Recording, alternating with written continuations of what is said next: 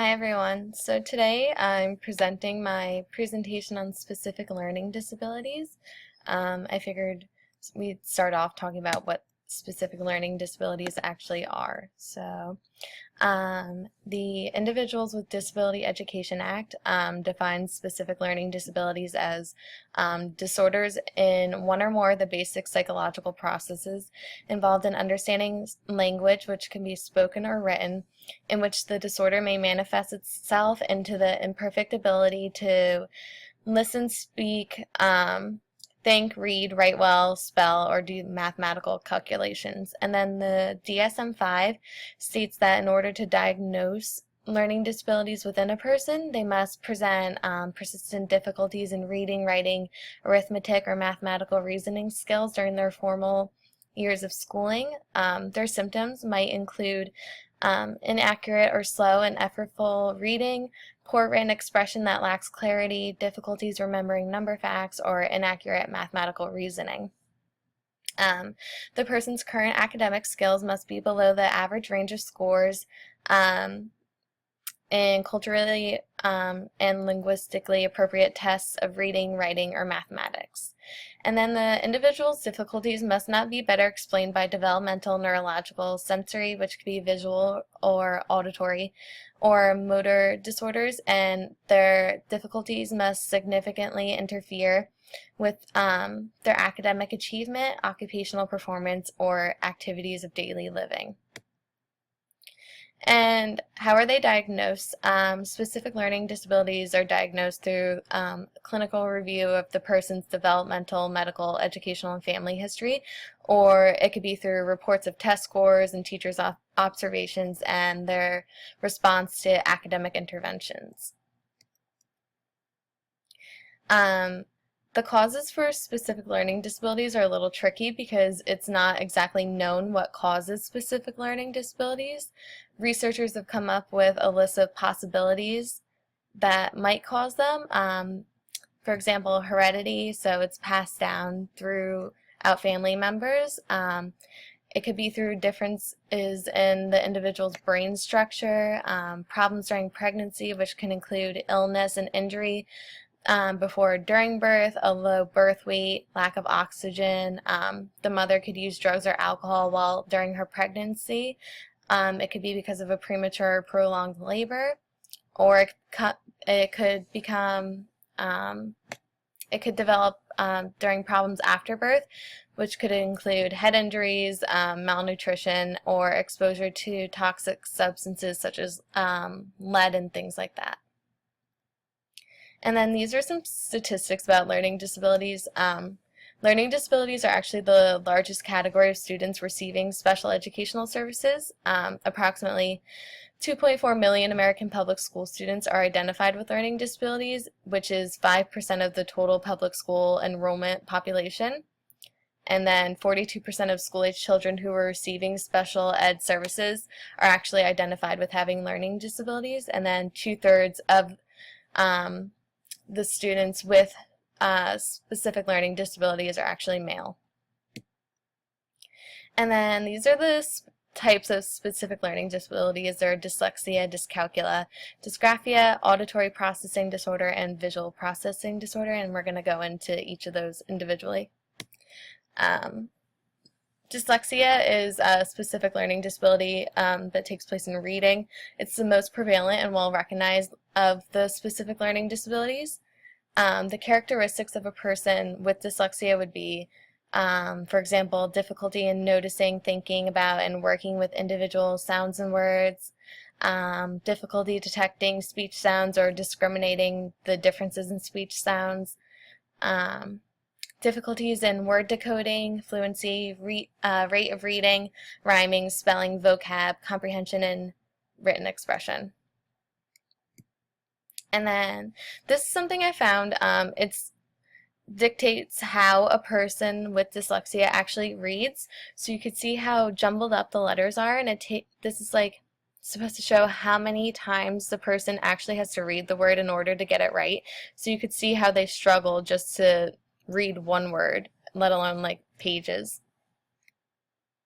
And then the next one is dyscalculia. It's a learning disability in math.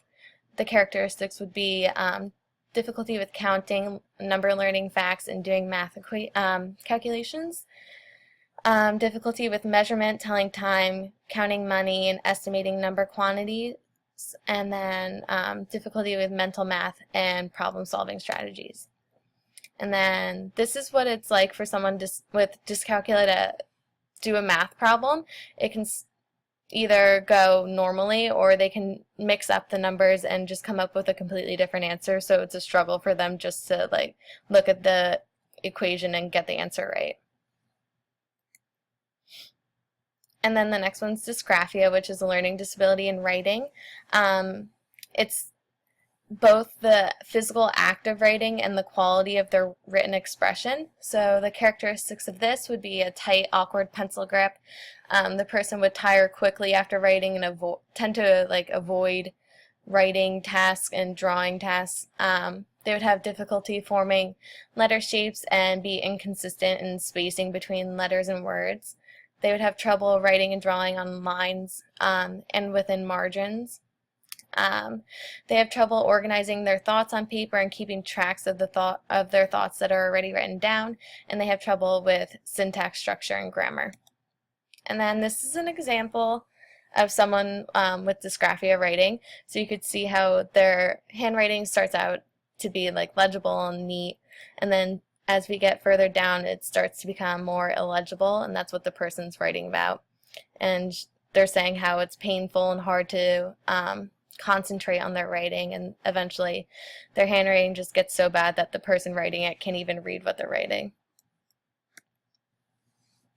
The next one's auditory processing disorder. It's a weakness in the ability to understand and use auditory information. The characteristics of this would be a difficulty in the ability to notice, compare, and distinguish the distinct and separate sounds in words, trouble picking out important sounds from a busy background, difficulty with short-term and long-term abilities to recall information presented orally, and difficulty in understanding and recalling the orders of sounds in words.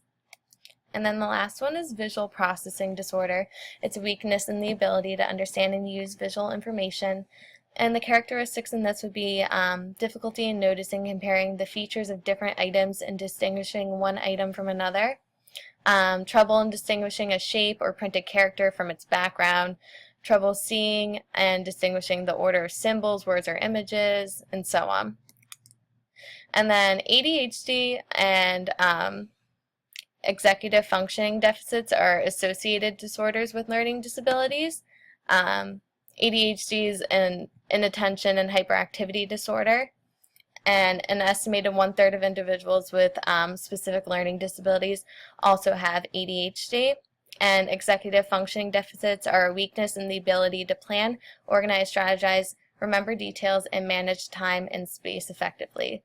So if someone has a specific learning disability, they might have ADHD or an executive functioning deficit as well.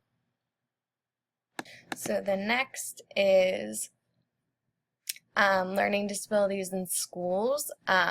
These are the acts that go along with learning disabilities that advocate for students with disabilities. So it's the IDEA, Section 504, Americans with Disabilities Act, and the Elementary and Secondary Act. And then 66% of students with specific learning disabilities spend 80% or more of their school day in general education classrooms, which goes along with the core requirement of the IDEA, which states that students with disabilities must be educated with those who don't have disabilities in a least restrictive environment to the maximum extent possible. And then these are just some services and accommodations for students with specific learning disabilities.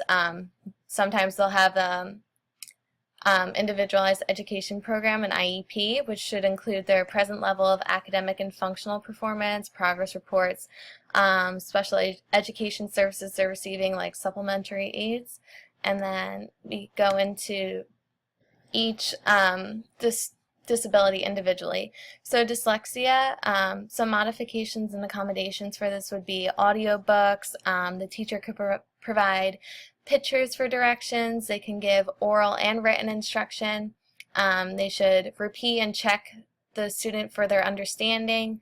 They could provide notes from their lessons so the student can follow along instead of writing down the notes as they go along. Provide extra time for reading and writing. Make the students partner up so one student could be writing and the other one's speaking. And then for dyscalculia, they can review what was learned before teaching something new. Let the student use graph paper to help line up the numbers and problems. Give the student a list of formulas that have been taught in class. Let the student use a calculator. Highlight keywords and numbers on word problems. Allow the student to have extra time and check student understanding. And then for dysgraphia, they can give the student extra time to take notes and give them extra time on tests.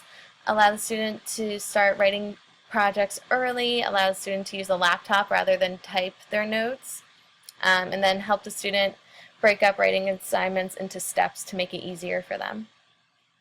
And then for auditory processing disorder, some accommodations would be to repeat key information throughout the lesson, seat the student near the teacher so they have a better understanding, have the student read the materials before it's taught, extend testing time. This teacher could use visual tools like a whiteboard to support their spoken lessons and just have a visual aid for that student. And then the student can also use an assistive listening device. And then last one, visual processing disorder. The teacher could describe out loud any visual presentations that they have. They could use oral written instructions. They can darken or highlight the lines and margins on the paper for the student. They could write directions in a different color to make it more obvious for the student, and then just allow the student to record class lessons or use audiobooks.